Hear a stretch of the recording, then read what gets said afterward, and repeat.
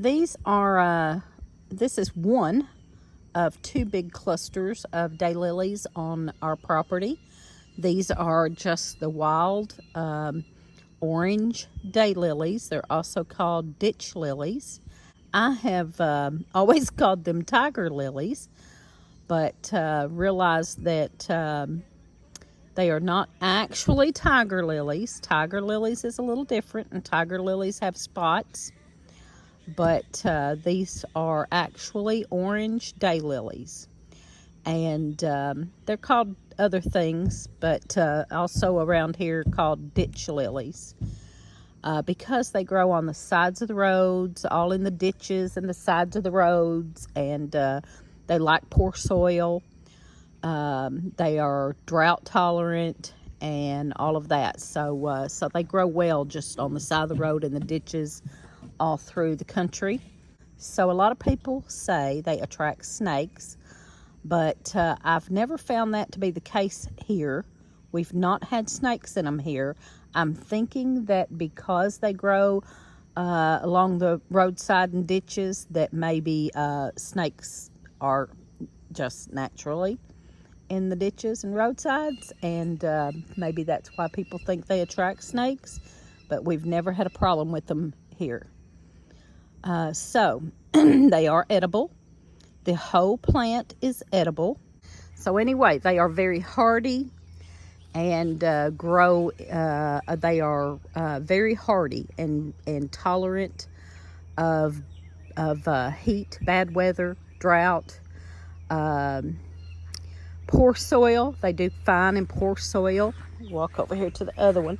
These are actually, this bunch here is actually underneath our pecan trees, so they're not even getting a lot of sun.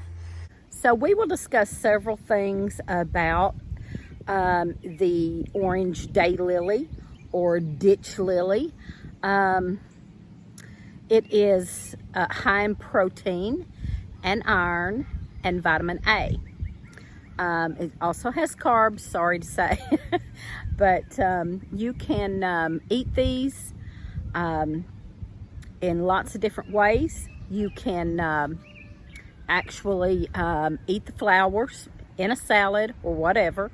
And the yellow daylilies are also edible. Every part of it is edible.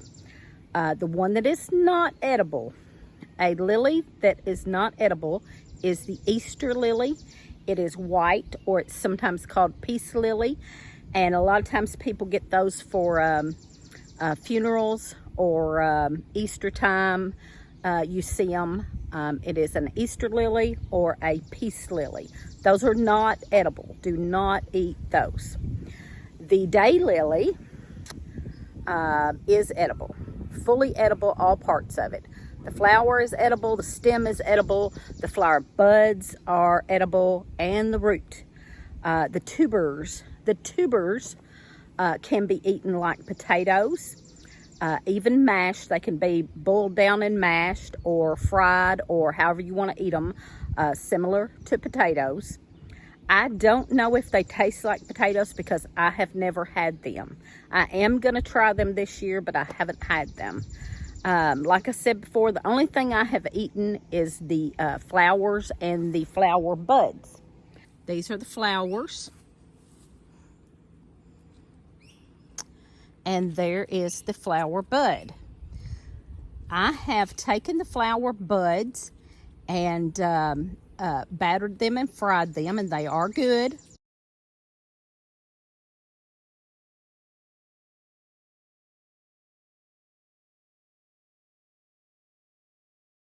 They're delicious.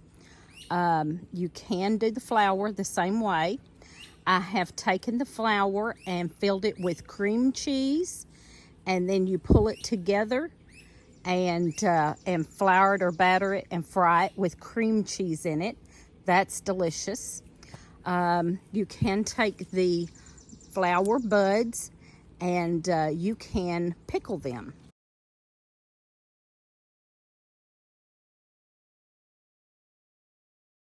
A lot of people will take these flower buds and just break you off. They're all over it because they continue to bloom throughout the summer.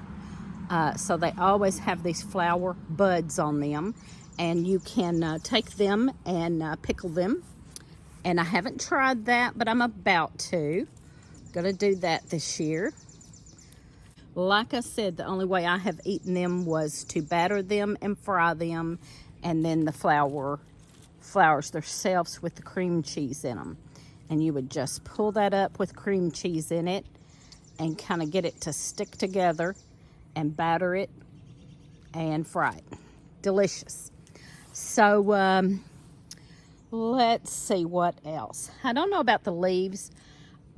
The plant is fully edible, so I'm sure you can eat those green leaves also, but I've never tried that. Don't know nothing about that, and they are pretty tough.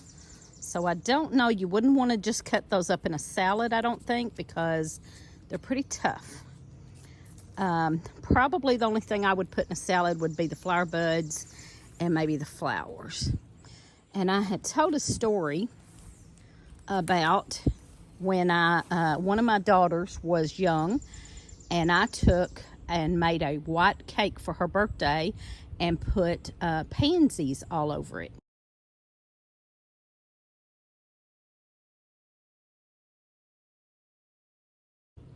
The kids just were devastated.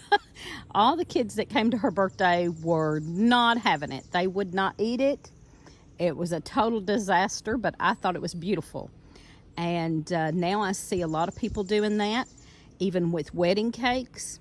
And so that's probably more of an adult thing than for a kid's birthday. But these would be pretty like that too. I have seen these on wedding cakes. And they're fully edible, so it wouldn't hurt a thing to just stick that right on the white cake. Would be beautiful. So there you go.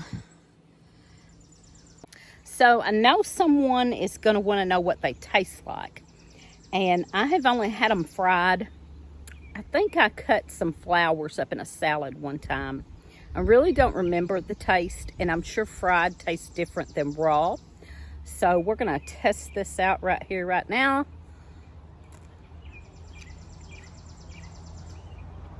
Very good. That's pretty good.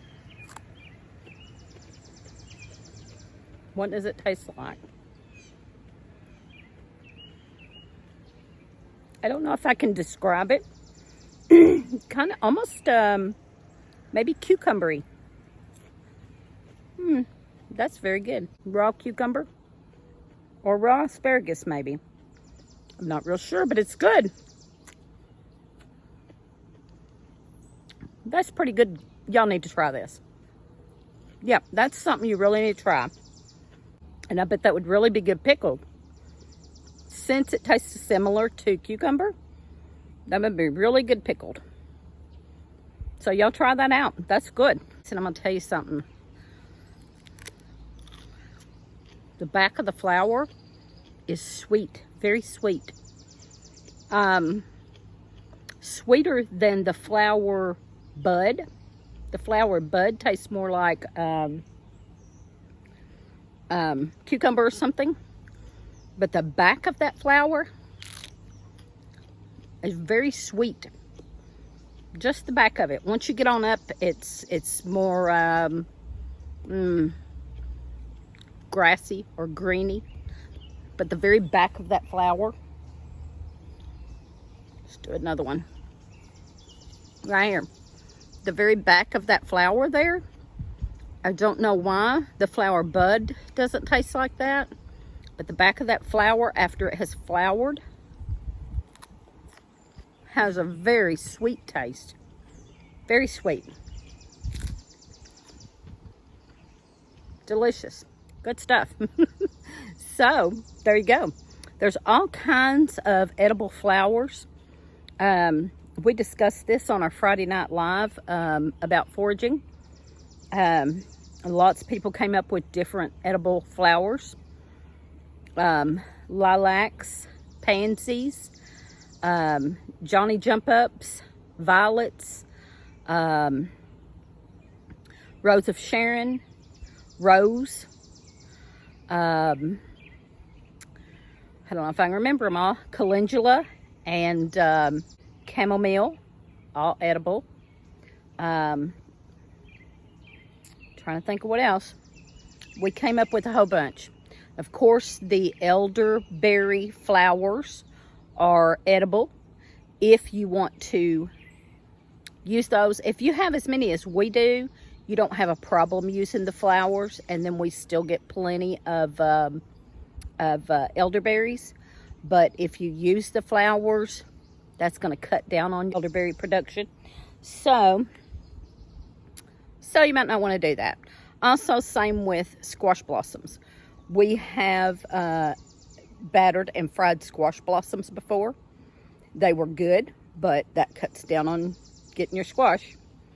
So there's all kinds of edible flowers out there that you need to take advantage of. Hostas I have not tried.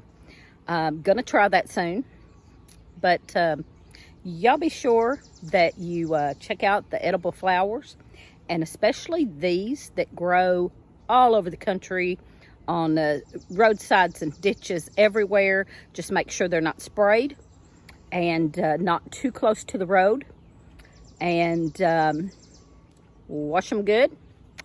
Stick one behind your ear. Y'all, thanks for watching. Give us a thumbs up, comment, subscribe, and watch us on Friday nights at 7 p.m. Central Time for more foraging.